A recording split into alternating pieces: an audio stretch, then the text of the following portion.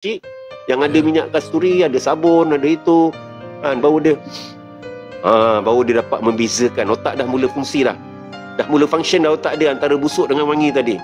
So bila dia balik kat kandang dia balik, baru dia sedar, macam nak muntah pula rasa ni kan, bau ni.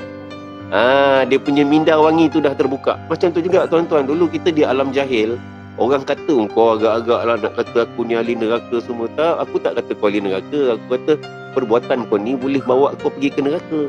Jadi aku nak kau bertaubat.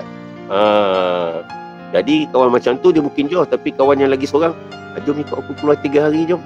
Keluar 3 hari buat apa? Jadi ada musakarah adab. Lepas Zuhur akan cerita adab tandas, adab makan, adab tidur, adab itu, adab ini. Jadi baru dia balik, baru dia perasan, aku tak pernah tidur cara macam ni pun. Aku tak pernah mandi cara macam ni, aku tak pernah makan macam ni. Baru dia dapat beza antara sunnah dengan punah tadi. Sebelum ni hidup